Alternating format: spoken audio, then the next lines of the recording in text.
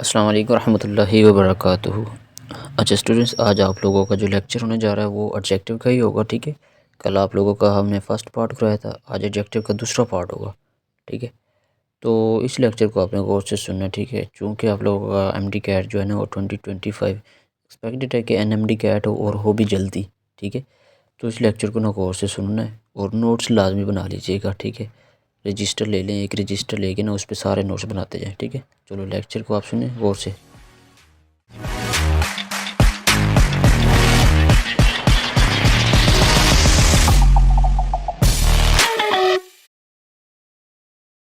अब हम क्या ये सेंटेंस कह सकते हैं, he was the most unique teacher? क्यों नहीं कहेंगे भला?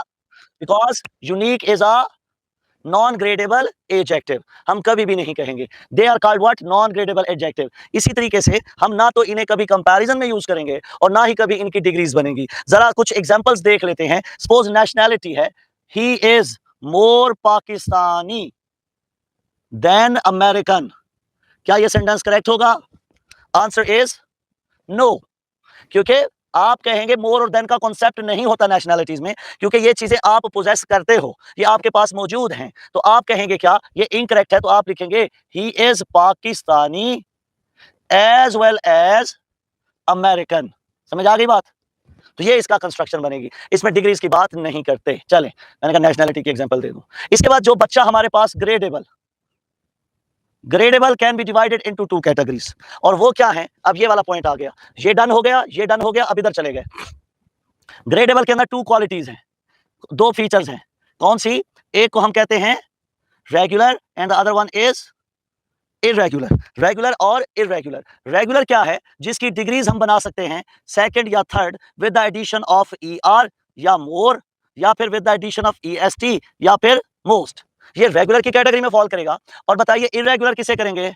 जिसका कोई स्पेसिफिक फॉर्मेट नहीं होगा, राइट। अब पहली कैटेगरी में चलते हैं, रेगुलर एडजेक्टिव पे, उनकी डिग्री फॉर्मेशन पे। कैसे बनाएंगे उनकी डिग्रीज? क्योंकि मैंने तो यहां पे दो पॉइंट्स लिख दिए, ER और मोर, EST और मोस्ट। कैसे इसकी डिग्रीज बनाते हैं, लेट्स सी। फॉर एग्जांपल, इनकी डिग्री के कॉन्सेप्ट को समझने के लिए आपको पहले इस एक लफ्ज को समझना होगा। That is what? That is a syllable. Syllable किसे कहते हैं? अब सपोज आपके पास एक वर्ड आ गया ब्यूटीफुल। अगर आप इसे ब्रेक करें तो इसके तीन साउंड हैं, एक है ब्यू, अदर है टी और तीसरा है फुल। ये जो एक एक साउंड ब्रेक हुआ है, ये जो यहाँ पे ब्रेक लगी है, इसको पॉज आया है, वर्ड टूटा है, इस एक एक वर्ड को हम कहेंगे क्या? What it is? इसे हम कहेंगे सिलेबल। क्लियर? अब ये सिलेबल जो है, दे विल डिसाइड कि कौन से वाले वर्ड के साथ कैसे डिग्री बनाते हैं। फॉर एग्जाम्पल, कुछ हमारे पास वर्ड आ गया सपोज स्मार्ट। बेटा क्या इसको ब्रेक किया जा सकता है? नहीं, ये तो एक ही सिलेबल है। जैसे ब्यूटीफुल के अंदर साउंड ब्रेक हुआ था, वैसे स्मार्ट के अंदर साउंड ब्रेक नहीं हो रहा। So we will say it's a what? It's a monosyllabic word. Monosyllabic word. Then we have another example, and the word is now gentle. Can I break it? Yes, I can. One is gen and the other one is tull. So it is what? It is, क्या कहेंगे इसे बच्चा? Bisyllabic. And then we have a word, and that is what? Suppose beautiful. I can break it into, one is beau, other is t, and the third one is full, which means it's a polysyllabic. आप ट्राइसैलेबिक भी कह सकते हैं, पोलीसैलेबिक भी कह सकते हैं। Clear बेटा जी? अब आ जाए हमारे पास क्या कैटेगरीज हैं, कैसे बनाई जाती हैं। सबसे पहले, if the word is monosyllabic, if the word is monosyllabic, we will only add ER and EST to make its degrees. And if the word is what? If the word is polysyllabic या trisyllabic, then we can add what? Then we can add more or most to make its degrees. And if we have a word which is in between these two, and that is called what? Bisyllabic. So we can make its degrees either by adding ER or EST, or by adding more or most. So if you are confused how to convert degree into second or third one, you have to focus on the syllabic formation of your adjective. If the syllabic information of your adjective is monosyllabic, you will use what? You will use EREST. If it is polysyllabic, then you will use more or most. If it is bisyllabic, then you will use what? EREST, more or most. The choice is yours. Now we got certain examples. अब वो examples क्या हैं? For example, we have a word like the word is simple. Just tell me how many syllables are there? 2. So we can say either it can become simpler or it will become simplest. Or you can say it can be more simple and most simple. And as far as its preference is concerned, we will not prefer any single form to other. किसी एक को दूसरे पे कोई फौकियत हासिल नहीं है. Both are equally acceptable in grammar, so both are equally usable in grammar. Now, the next word is gentle. Tell me how many syllables are there? कितने हैं इसके बेटा syllables? So gentler or gentlest, or you can say more gentle or most gentle. Clear? तो दोनों options इसके correct रहेंगे. अब इसमें मुझे बताइए, सपोज मेरे पास वर्ड आ गया प्रिटी, बताएं इसके कितने सिलेबल हैं? नहीं. अब इसमें जो प्रिटी है that is the dropping sound. देखिए इसका टी और जेंटल के टी को कंपैरिजन करो. जेंटल के अंदर जो टी है ये एक नया सिलेबल स्टार्ट कर रहा है, तो ये तो हो जाएगा हमारे पास बाय सिलेबिक. लेकिन जो वर्ड है हमारे पास प्रिटी, टी के बाद कोई नया साउंड, कोई नई चीज, कोई कॉन्सोनेंट वगैरह नहीं आ रहा, तो this is called what? The dropping sound. अगर ड्रॉपिंग साउंड है तो ये मोनोसिलेबिक रहेगा, लिहाजा इसकी डिग्रीज कैसे बनेगी? इसकी डिग्री बनेगी प्रिटियर और प्रिटीएस्ट. क्लियर होगी बेटा बात? समझ आ गई? Good. Now the next category is what? That is irregular adjectives. Irregular adjective means जिनका कोई specific format नहीं होता. You must know it's what? You must know its specific formats जो भी हैं. For example, there's no other way कि good को हम क्या लिखेंगे? सिर्फ better ही और साथ best. And if we are talking about bad, what is the second degree of bad, by the way? It's worse. And the third one is worst. And what about little? Less and least. What about many or much? More and most. Okay, so these are some irregular adjectives which have specific format to change their degrees. Now we have gone through adjectives: gradable, non-gradable, regular and irregular. Now the fourth point is coming, and that is usage of degrees of adjective. Adjective की degrees का usage क्या है? Where we can use adjective? We got 3 different degrees. The first one is called first degree, or you can say the name of the degree is positive, right? Where we can use our first degree. The first position is, अब ये गौर से सुनना है, अब यहां से rule शुरू हो रहे हैं डिग्रीज के यूजेज के. ये सबसे इंपॉर्टेंट सेक्शन है एडजेक्टिव के अंदर. फर्स्ट डिग्री कहां लगाएंगे, सेकंड कहां लगाएंगे, थर्ड कहां लगाएंगे. फर्स्ट डिग्री के अंदर the first thing is what? Nominal. क्या आप मुझे बता सकते हैं नॉमिनल किसे कहते हैं बेटा? जैसे है हमारे पास द पुअर, ठीक है, मतलब कि जब आप किसी एडजेक्टिव को when any adjective is used as a noun, it is called what?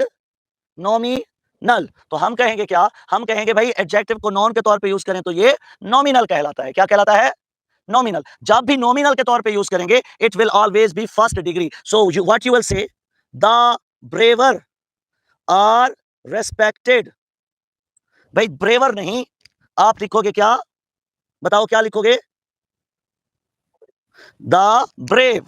So the choice will be brave are respected everywhere. ये थी इसकी पहली position. Now the second one is general description. ज्यादा परेशान नहीं होना.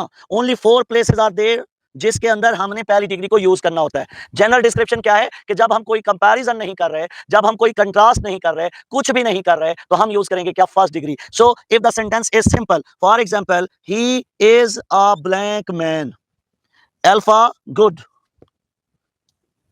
beta better, Charlie best, what we will say? He is a good man. So general description is always with first degree of adjective. And the third category is what?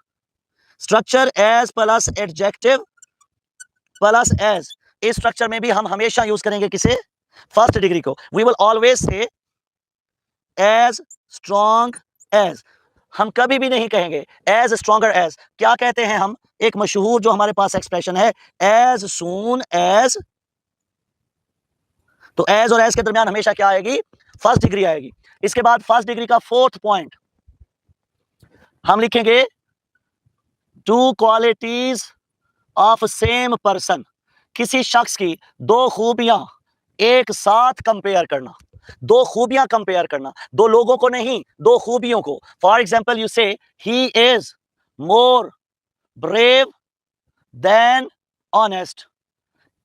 अब he कौन है? एक ही शख्स की दो खूबियां, ब्रेव भी और ऑनेस्ट भी। तो हम क्या कहेंगे भाई, एक ही शख्स की जब दो खूबियां कंपेयर की जाएंगी तो हम लिखेंगे क्या? हम लिखेंगे मोर ब्रेव देन ऑनेस्ट। मतलब ब्रेव नहीं ज्यादा है, ऑनेस्ट कम है, पर्सन एक ही है, उसकी दो खूबियां हम कंपेयर कर रहे हैं। क्लियर हो रही है बात? Is it okay? जी मैं दोबारा बताता हूं, और मुझे ये पता है कि कहां पे प्रॉब्लम है। आप कहेंगे सर मोर तो हमने यूज कर दिया, सेकंड डिग्री तो बन गई। भाई नहीं बनी सेकंड डिग्री। अब आपने अगर सेकंड ईयर में एक लाइन पढ़ी है और वो लाइन क्या है? He was more a patriot than a scientist. समझ आई बात? अब यहां पे जो मोर है, मोर और देन का कॉम्बिनेशन है, ये यहां पे डिग्री नहीं बताने आया, जैसे पैट्रियट की भी आप डिग्री नहीं बना सकते। क्लियर होगी बात? मोर और देन कंपेयर कर रहा है, आप डिग्री तो फर्स्ट ही यूज कर रहे हो। Is it done? Good. Third हमारे पास है, मैं कहता हूं please reply me as soon sooner as possible. हाँ जी, क्या लिखूंगा बेटे?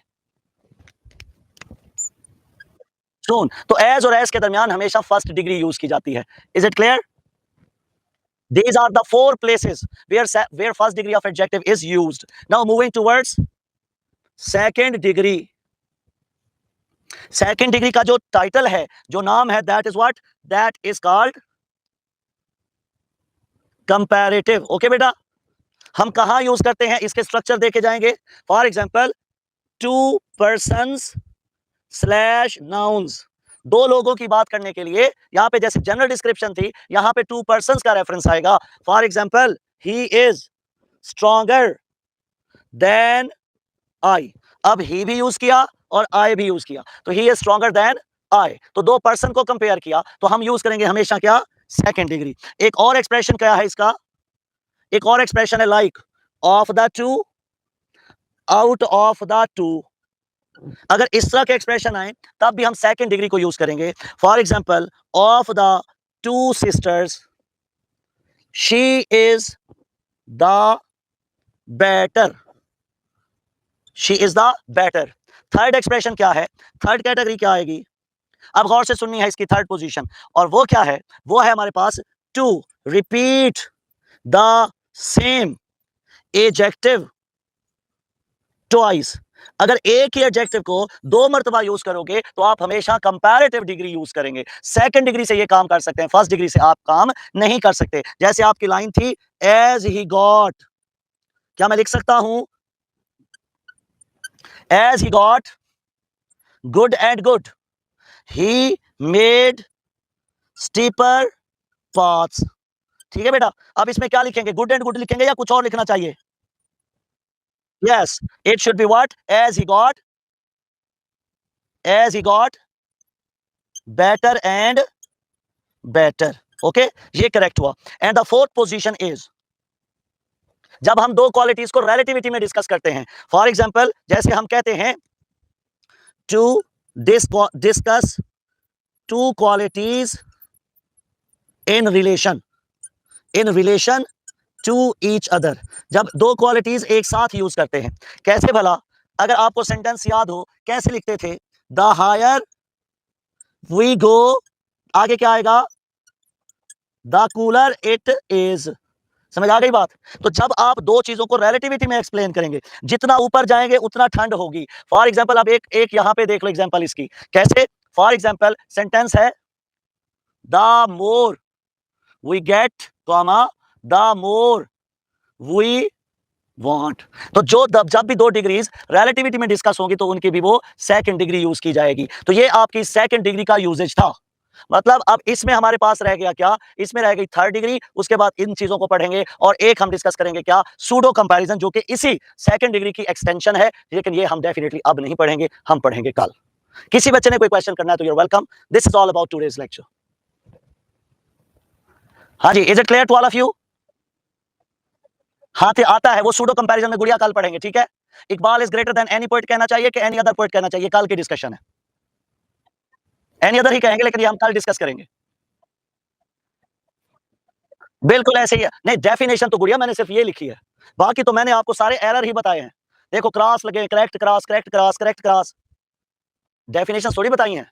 आपको ये समझाया कि कौन सी डिग्री कहाँ पे यूज होती है। अब इसके अगेंस्ट थोड़े-थोड़े एग्जांपल देखो, ये क्रॉस लगा है, यहाँ पे इसका एमसीक्यू बनाया हुआ है, यहाँ पे इसको एक्सप्लेन किया हुआ है, ये देखो कहाँ पे है, ये एक्सप्लेन किया हुआ है, यहाँ पे इसे एक्सप्लेन किया हुआ है, यहाँ पे इसे एक्सप्लेन किया हुआ है, यहाँ पे इसे एमसीक्यू की सूरत में बना दिया, यहाँ पे इसे डिस्कस करके अंडरलाइन कर दिया। तो एरर आते हैं गुड़िया, यहाँ पे डेफिनेशंस नहीं आती एंट्री टेस्ट में।